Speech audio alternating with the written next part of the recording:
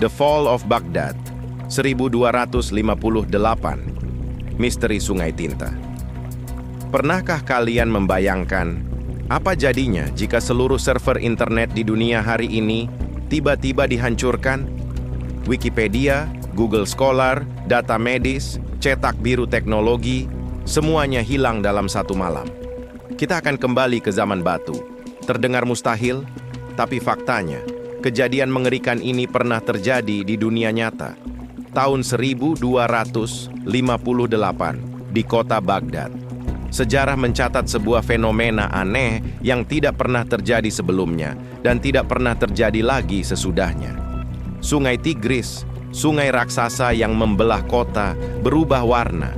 Di pagi hari, airnya berwarna merah pekat karena darah ratusan ribu manusia.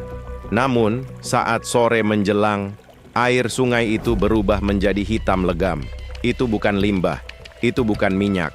Hitam itu adalah tinta.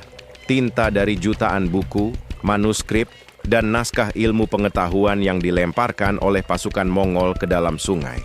Jumlah bukunya begitu banyak hingga pasukan berkuda bisa menyeberangi sungai Tigris dengan menginjak tumpukan buku-buku itu layaknya sebuah jembatan. Hari itu, dunia tidak hanya kehilangan sebuah kota. Dunia kehilangan akal sehatnya.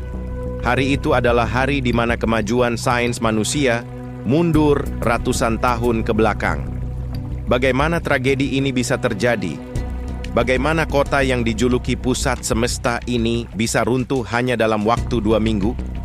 Ini adalah kisah tentang runtuhnya Baghdad. The Golden Age, surga yang hilang. Sebelum kita masuk ke tragedi, kita harus paham dulu apa yang sebenarnya hilang. Agar kita mengerti rasa sakitnya, kita harus melihat keindahannya. Di abad ke-13, saat Eropa masih berada dalam masa kegelapan, Dark Ages, di mana kota London dan Paris masih berupa jalanan berlumpur tanpa drainase, Baghdad adalah New York-nya dunia. Kota ini berbentuk bundar sempurna. Di tengahnya berdiri istana khalifah dari dinasti Abbasiyah yang kubahnya berkilauan diterpa matahari. Di Baghdad, jalan-jalan sudah dilapisi batu rata. Dan tahukah kalian, di malam hari, jalanan Baghdad sudah terang benderang oleh lampu-lampu minyak. Sesuatu yang baru akan dimiliki kota-kota Eropa ratusan tahun kemudian. Tapi, harta karun terbesar Baghdad bukanlah emas atau permata, melainkan sebuah bangunan bernama Bait al-Hikmah atau The House of Wisdom. Ini bukan sekadar perpustakaan. Ini adalah universitas, pusat riset, dan biro penerjemahan terbesar sepanjang sejarah manusia kala itu. Bayangkan sebuah tempat di mana Ibnu Sina menulis kanon kedokteran, di mana Al-Khawarizmi menemukan angka 0 dan aljabar, dan di mana filsafat Yunani kuno diselamatkan dan diterjemahkan ke bahasa Arab. Di Baghdad, tinta seorang ulama dan ilmuwan dianggap lebih suci daripada darah seorang syuhada. Orang-orang dari segala agama, Islam, Kristen, Yahudi, Zoroaster, duduk satu meja di Bait al-Hikmah untuk berdebat soal astronomi dan matematika. Baghdad adalah utopia, puncak peradaban. Namun sayang, kemewahan seringkali melahirkan kelalaian. Di balik tembok istana yang megah, Khalifah Al-Musta'sim Billah, pemimpin saat itu, terlena. Ia merasa Baghdad tak tersentuh. Ia merasa tembok kotanya terlalu kuat untuk ditembus siapapun. Ia lupa bahwa di timur badai besar sedang berkumpul. The Gathering Storm, badai dari timur. Badai itu bernama Mongol. Di bawah pimpinan Genghis Khan, bangsa Mongol telah menaklukkan setengah dunia. Dan sekarang, cucunya yang bernama Hulagu Khan memiliki satu target baru, Baghdad. Hulagu bukanlah orang yang bisa diajak bernegosiasi. Dia membawa serta mesin perang terbesar yang pernah dilihat dunia saat itu.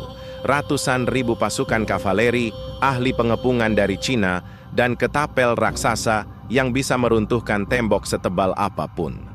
Hulagu mengirim surat ancaman kepada Khalifah Al-Musta'sim.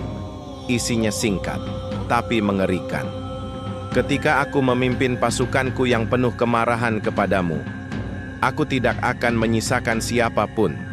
Aku akan membakar kotamu, menawan anak-anakmu, dan menjadikanmu sejarah. Apa respon khalifah? Inilah kesalahan fatalnya. Alih-alih mempersiapkan perang atau melakukan diplomasi cerdas, khalifah justru meremehkan Hulagu. Di dalam istana terjadi pengkhianatan. Penasihat khalifah, Wazir Al-Alkami, dituduh melemahkan pertahanan dari dalam. Jumlah pasukan Baghdad dikurangi, gaji tentara tidak dibayar, dan tembok tidak diperbaiki. Khalifah berpikir seluruh dunia Islam akan datang menolongnya jika Baghdad diserang. Ia berpikir, siapa yang berani menyerang pemimpin umat Islam? Tapi ia salah besar. Januari 1258, pasukan Hulagu tiba. Mereka tidak datang mengetuk pintu. Mereka datang untuk mendobraknya. Pemandangan dari atas tembok Baghdad saat itu pasti membuat lutut siapapun gemetar. Sejauh mata memandang, yang terlihat hanyalah lautan manusia dan kuda. Asap hitam mengepul di cakrawala. Waktu untuk diplomasi sudah habis. The Katastrofe, kiamat kecil. Pengepungan dimulai pada 29 Januari. Hanya butuh waktu kurang dari 2 minggu. Tembok legendaris Baghdad jebol. Tanggal 10 Februari 1258, Baghdad resmi menyerah. Tapi Hulagu Khan tidak berniat mengampuni. Apa yang terjadi selanjutnya adalah salah satu pembantaian paling brutal dalam sejarah manusia. Pasukan Mongol diberi izin untuk menjarah kota selama 40 hari. Masjid Agung, istana, rumah sakit, semuanya dibakar. Tapi yang paling menyayat hati adalah nasib Bait al-Hikmah.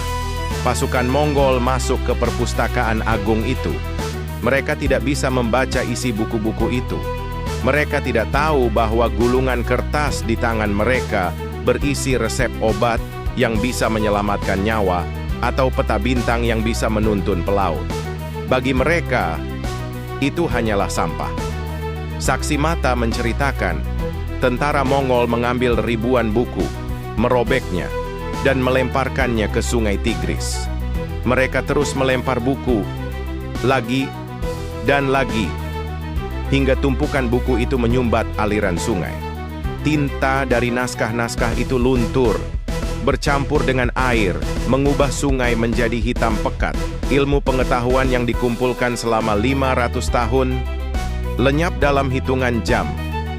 Kita kehilangan karya-karya Aristoteles versi terjemahan asli, catatan sejarah yang tak tergantikan, dan penemuan teknologi yang mungkin baru kita temukan ulang di abad modern ini. Lalu, bagaimana nasib sang khalifah? Hulagu Khan punya aturan. Darah bangsawan tidak boleh tumpah ke tanah. Itu adalah kepercayaan takhayul bangsa Mongol.